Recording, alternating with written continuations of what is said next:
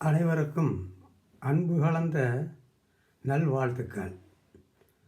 நமது உடல், உயிர், ஆன்மா என்று சொல்லப்பட்டதிலே இதற்கு அடிப்படையானது உடல். உடல் எப்படி இருக்க வேண்டும் என்றால் சமநிலையில் இருக்க வேண்டும். சமநிலை என்றால் என்ன? நாம் உண்ணும் உணவு ஜீரணமாக வேண்டும். நாம் உண்ணும் உணவு ஜீரணமானவின் கழிவுப் பொருள்களாக வெளியேற வேண்டும். மீண்டும் பசி ஏற்பட வேண்டும். அதுதான் நல்ல ஆரோக்கியம். அந்த ஆரோக்கியம்தான் நல்ல உடம்பிற்கு எடுத்துக்காட்டு. அதனை உங்களிடம் பகிர்ந்து கொள்ள விரும்புகிறேன். நானும் இந்த 80 ஆண்டுகளாக அதை கடைப்பிடித்து வருகிறேன். எனவே இந்த ஒரு கடைப்பிடித்து வரக்கூடிய சுக அனுபவத்தை உங்கள் முன் வைக்கின்றேன். இதிலே நீங்கள் ஏதாவது சொன்னாலும் நானும் அதை ஏற்றுக்கொள்கிறேன். அன்பு, அதற்கு திருவள்ளுவர் 1330 குறளிலே 130 அதிகாரமாக பிரித்து ஒரு அதிகாரத்துக்கு 10 பாடலாக கூறியிருக்கிறார். ஒவ்வொரு நாளும் ஒவ்வொரு திருக்குறளை சொல்லி இந்த யோகாவை ஆரம்பிக்கலாம் என்று நினைக்கின்றேன். இதிலே முதல் மருந்து என்ற அதிகாரத்திலே அருமையான ஒரு 2 வரியை கூறியிருக்கிறார். அந்த 2 என்ன என்றால், மிகினும் குறையினும் நோய் செய்யும் நூலோர் என்று வழி முதலா எண்ணிய 3. என்ன ஆரோக்கியத்திற்கு 2, 3 என்று கூறுகிறார். என்ன என்றால், அதாவது 2 என்பது அதாவது பசி, அதற்கடுத்து ஜீரணம், அதற்கடுத்து கழிவுப் பொருள் வெளியேற்றுதல். இதை 3க்கும் நல்ல மனமும் நல்ல உடல்நிலையும் வேண்டும். அது 3 விதமான சக்திகளை ஒருங்கிணைக்கும். முதல் சக்தி வாதம், தூய காற்று, அதை நாம் சுவாசிக்கிறோம். அந்த சுவாசிக்கும் காற்றிலே 3 பங்கிலே 2 பங்கு நமது மூளைக்கு தேவைப்படுகிறது. ஏனென்றால் நமது உடம்பை இயக்குவது மூளை. அதற்கு 2 பங்கு ஆக்சிஜன் வேண்டும். அந்த ஆக்சிஜன் என்ன செய்யும்? நம் உடம்பில் உள்ள 4448 நாடி நரம்புகளிலும் இரத்தத்துடன் சென்று அந்த சக்தியை கொடுத்து கழிவுப் பொருள்களை எடுத்து வந்து அதை மீண்டும் வெளியேற்றும். அப்படிப்பட்ட அந்த 3விலே முதலாவது வாதம், 2வது பித்தம். பித்தம் என்பது வெப்பம். ஒரு மனிதனுக்கு வெப்பம் மிக மிக அதிகம். எப்படி என்றால், ஒருவருக்கு ஜீரணமாகவில்லை, வயிற்று கோளாறு என்றால் அடுப்பு அணைஞ்சிருச்சா அப்படின்னு கேட்பாங்க முன்காலத்தில். இப்போ உடனே போய் வரிசையில் நிற்க வேண்டியது. அந்த வரிசையில் நின்ன உடனே அந்த கவுண்டரில் இந்தாங்க ஒரு 500 கட்டிட்டு வாங்க போக வேண்டியது. அவர் டெஸ்ட் எடுத்துருவார், திரும்ப அங்கே போகணும். அவர் திரும்பவும் இன்னொரு டெஸ்ட்டு, அதுக்கு 100 அல்லது 200 எப்படியோ கட்டுவாங்க 3 தடவை. ரத்தத்தை சோதனை பண்ணுவாங்க, சளியை சோதனை பண்ணுவாங்க. அப்படி எல்லாத்தையும் சோதனை பண்ணிட்டு என்ன சொல்லுவாங்க, டாக்டர்கிட்ட போக சொல்லுவாங்க. டாக்டர் அந்த சோதனையை பார்த்துட்டு அவர் என்ன சொல்லுவார், இந்த மாதிரி இந்த மாத்திரையை சாப்பிடுங்கம்பார். மாத்திரை என்ன செய்யும்? அது உடனடி நிவாரணம். இப்போ அதுதான் தேவைப்படுது, உடனடி நிவாரணம். அந்த உடனடி நிவாரணத்தை கொடுக்கக்கூடிய மாத்திரையை கொடுப்பார். அவ்வளவுதான் அவர் செய்ய முடியும். அதற்கு அந்த அந்த வாதமும் பித்தமும் சமநிலையில் இருக்க வேண்டும். எவ்வளவு என்று அது தனியாக இருக்கிறது. அதே போல் இந்த 2ம் சமப்படுத்துவதற்கு நீர் சக்தி உடம்பில் வேண்டும். இது என்ன அளவு வேண்டும், என்ன அளவு வேண்டும் என்று அதை நம் மருத்துவரிடம் கேட்டு தெரிந்து கொள்ளலாம். நீங்கள் படித்து தெரிந்து கொள்ளலாம். இல்லை என்றால் நானே ஒரு நாள் கூறுகின்றேன். இதில் அதிகமான நேரத்தை கடத்த வேண்டாம் என்று கூறி மீண்டும் அடுத்த தலைப்புக்கு போவோம். அடுத்த தலைப்பு ஆசனம். ஆசனத்திலே 4 ஆசனத்தை பற்றி கூறியிருக்கிறேன். அது முதலாவதாக உள்ளது. இப்பொழுது உள்ளது மயூர் ஆசனம். அப்படி என்றால் உங்களுக்கு தெரிந்தது தான். மயிலை போல் நாம் செய்வது அந்த மயூர் ஆசனம். ஒவ்வொரு ஆசனங்களும் பாம்பு நாகம், நல்ல மற்ற பாம்புகளை கூறவில்லை, நாகம். அது ஏனென்றால் அது ஒரு 6 அடி 7 அடி நீளம் உள்ள பாம்பு. அந்த வாலை ஊண்டி ஒரு 4 அடி 5 அடி அப்படி எழுந்து நிற்கும். அது எழுந்து நிற்பதோடு அது அடைகாத்து இருந்தால் எந்த உணவும் சாப்பிடாது 21 நாளைக்கு. அதன் காரணமாக அரவணும் அது அடைகாத்த பக்கம் சேர்ந்து சென்றால் அதற்கு இடையூறு ஏற்படும் என்று நினைத்து முதலிலே உடம்பை ஒரு உலுக்கி ஒரு வாசனையை உண்டாக்கும். அது முட்டையை நாம் வறுப்பது போல் அவித்து அதை உடைப்பு சாப்பிடுவதற்கு முன் வரக்கூடிய வாசனை போல் இருக்கும். அதையும் கண்டுகொள்ளாமல் சென்றோம் என்றால் அதற்கு அடுத்தபடியாக ஒரு சத்தத்தை, சீறுகின்ற சத்தத்தை என்ற ஒரு சத்தத்தை வெளியிடும். அதிலும் கவனிக்காமல் செல்வோம் என்றால் அது படம் எடுத்து ஆடும். அதையும் கவனிக்காவிட்டால் அது துரத்த தொடங்கிவிடும். துரத்துவதென்றால் நம்மை போல் இன்றைக்கு ஒன்று சென்று நாளைக்கு ஒன்றை செய்வதல்ல, எடுத்த காரியத்தை விடவே விடாது. அந்த வரக்கூடிய அந்த இடைஞ்சலை மிருகமானாலும் மனிதனானாலும் விரட்டி தன்னிடம் உள்ள விஷத்தை அவர்களுக்கு செலுத்திவிடும். அது ஒரு குணம். அதனால் எடுத்தவுடன் கோபம் வராது. எடுத்தவுடன் ஏதாவது அது கோபம் இல்லாமல் தடுப்பு என்று வராது. அதை மிக நுட்பமாக தன்னுடைய உடம்பை உலுக்கி உடம்பில் உள்ள சக்தியை ஒன்று திரட்டி அந்த உளுந்து வாசத்தை உண்டாக்கும். அப்படி 3 படி 4 படிகளை செய்துவிட்டுத்தான் அது என்ன செய்யும், அது தன்னுடைய கோபத்தை உண்டாக்கும். அதேபோல் மனிதன் இருக்கிறானா என்றால் இல்லை. முதலில் வருவது கோபம். முதலில் வருவது கோபம். அந்த கோபத்தை வென்றவர்கள் நமது காலத்திலே இருந்தவர்கள். மகாத்மா காந்தி அவர் சுதந்திரம் கொடுக்கும்போது கூட இரவில் 12 மணிக்கு மவுண்ட்பேட்டன் சுதந்திரம் கொடுத்ததாக அறிகிறோம். அப்பொழுது கூட இந்து முஸ்லீம் கலவரம் வங்காளத்திலே, அந்த கலவரத்தை அதை சாந்தமாக தீர்ப்பதற்காக இரவும் பகலும் கயிற்று கட்டிலே உட்கார்ந்து கயிற்று கட்டிலேயே படுத்து தூங்கி அதற்காக ஒரு சத்தியாகிரகத்தை செய்து அந்த மாதிரி செய்தார். அந்த பொறுமையிலே, அந்த குணத்திலே அவர் பாராட்லா படித்திருந்தாலும், லண்டன் நகரிலே படித்திருந்தாலும், அநேக ஒரு சத்தியாகிரக போராட்டங்களை நடத்தியிருந்தாலும், இங்கிலாந்தினுடைய மூலதனமே எது என்றால் வரி. அந்த வரி இல்லாமல் இங்கிலாந்து முதலிலும் சரி இன்றைக்கும் சரி வரி இல்லாமல் இந்த காரியமும் செய்ய முடியாது.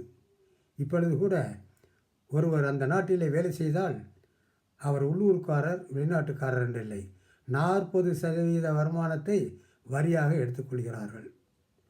ஒரு இடத்திலே, குறிப்பிட்ட ஒரு இடத்திலே ஒரு பேருந்தை சிற்றுந்தை நிறுத்தினால் அதற்கு ஒவ்வொரு வினாடிக்கும் அதற்கு ஒரு கட்டணம் உண்டு.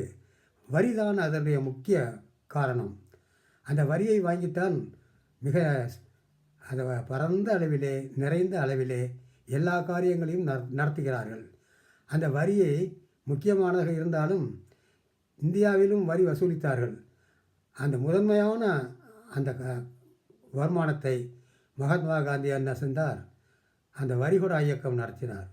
அது வெற்றியும் கண்டது என்று கூறி நான் மீண்டும் நேரத்தை கடத்தாமல் இந்த யோகாவிலே நான் வருகிறேன்.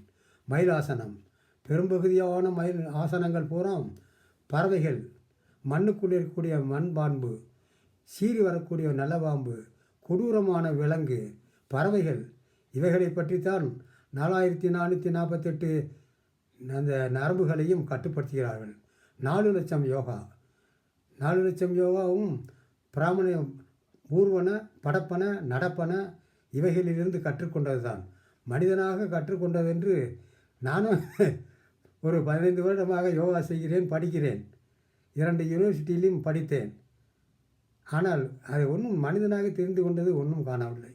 அவனாக தெரிந்து கொண்டது அணுகுண்டு, ஹைட்ரஜன் குண்டு, விஷவாயு, இதெல்லாம் ரொம்ப அற்புதமான கண்டுபிடிச்சாங்க. ஆனால் இப்படி உடல் ஆரோக்கியத்துக்கு என்ன அப்படின்னாக்க பறவைகளும் மிருகங்களும் ஊர்வனமும் கண்டுபிடித்திருக்கிறது. இப்பொழுது மயிலாசனம், அந்த மயிலாசனம் அதை 2 முறை செய்தால் போதும்.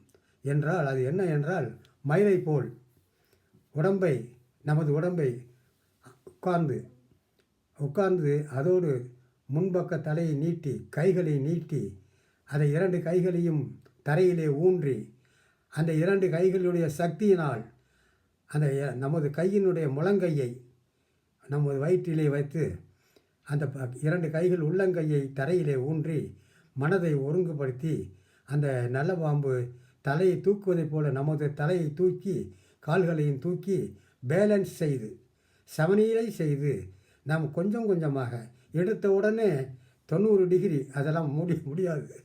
கொஞ்சம் கொஞ்சமாக கொஞ்சம் கால்களை தூக்கி பழகி, கொஞ்சம் தலையை தூக்கி பழகி, தரையை விட்டு கொஞ்சம் தூக்கி பழகி, நாம் அந்த கைகளுடைய சக்தியால், முழங்கையினுடைய பலத்தால், அந்த முழங்கை வயிற்றில் இருக்கக்கூடிய அந்த பிடிப்பால், நமது சுவாசத்தினுடைய பயிற்சிகளால் நாம் என்ன செய்ய வேண்டும்? படிப்படியாக அந்த பயிற்சியிலே நாம் நிற்க வேண்டும். அப்பொழுது மெதுவாக, மிக மெதுவாக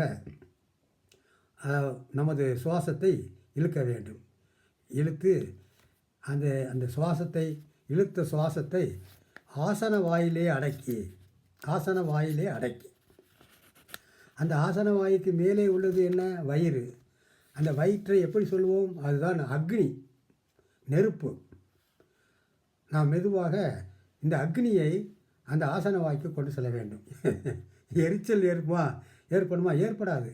முழு சக்தியையும் கொடுக்கிறோம். அந்த வெப்பம்தான் முழு சக்தி. அந்த வெப்பத்தை அங்கே கொண்டு சென்று நமது 2 கால்களையும் மெதுவாக தூக்கி, தலையையும் தூக்கி, கொஞ்சம் கொஞ்சமாக 1 நாள், 2 நாள், 10 நாள், 20 நாள் என்று அந்த முழுமையடையும் வரை தூக்கி மெதுவாக மெதுவாக மெதுவாக இழுத்த சுவாசத்தை மெதுவாக வெளியிடுகிறோம். இதனால் என்ன நன்மை என்றால், நமது இடுப்புக்கு மேலே உள்ள உடலின் பகுதிகள், இடுப்புக்கு கீழே உள்ள பகுதிகள், முன்பக்கம் பின்பக்கம் உள்ள அனைத்து பகுதிகளும் நமக்கு மிகுந்த கட்டுப்பாட்டை தருகிறது. நமது மனக்கட்டுப்பாட்டிற்கு இந்த உடல் முழுவதும் வருகிறது. இதன் காரணமாக நாம் என்ன பெறுகிறோம் என்றால், நம் உடல் பலத்தோடு மனபலம், அதோடு தண்டுவடம், மிக முக்கியமானது தண்டுவடம். மூளையினுடைய பாதி வேலையை அந்த தண்டுவடம் செய்கிறது. உடனடியாக பார்த்து உடனடியாக செய்ய வேண்டுமென்றால் அது தண்டுவடம் தான் இயங்க வேண்டும் என்று நான் படித்திருக்கிறேன். அது சரியா தவறா என்று நீங்கள் கூறுங்கள், அதை ஏற்றுக்கொள்கிறேன். தண்டுவடம் என்ன செய்கிறது?